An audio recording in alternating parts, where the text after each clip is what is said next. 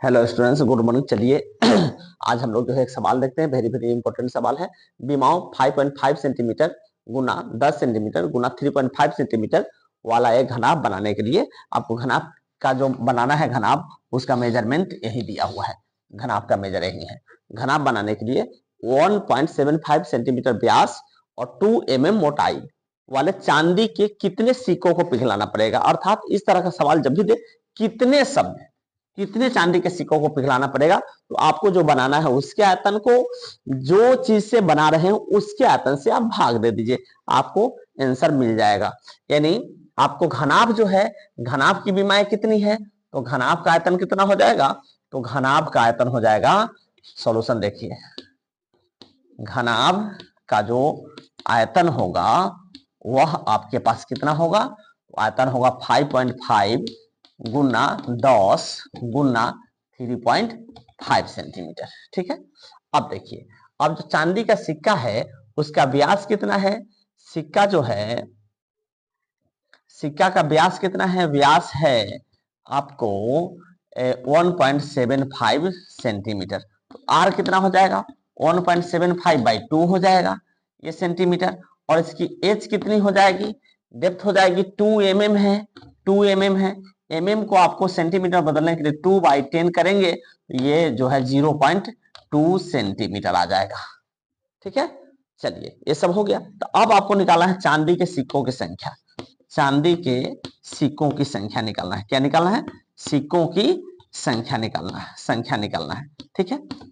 अब देखिए, तो सिक्कों की संख्या क्या होगा, तो ये जो घनाभ जैसा बनाना है उसमें एक जो है चांदी के सिक्कों से भाग दे देंगे। एक चांदी के सिक्के का जो आयतन होगा उससे हम क्या करेंगे, तो भाग दे देंगे, समझे।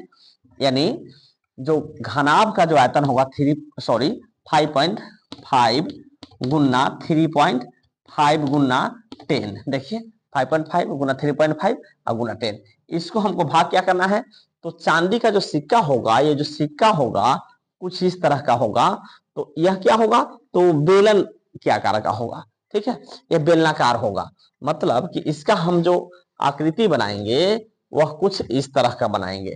ठीक है, चांदी का जो सिक्का होगा वह आपके पास जो होगा वह कुछ इस तरह का चांदी का सिक्का होगा।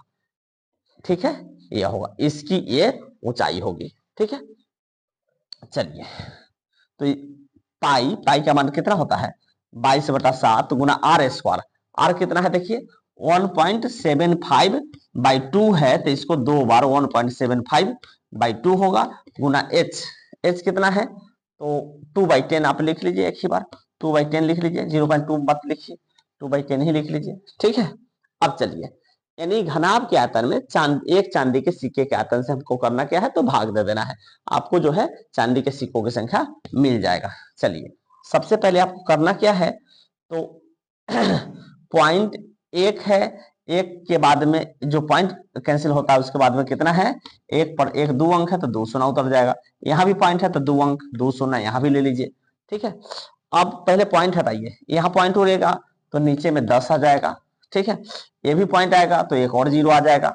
चलिए, सबसे पहले तो आप पॉइंट कैंसिल कर दिए, काटने का एकदम शॉर्टकट तरीका है। ठीक है।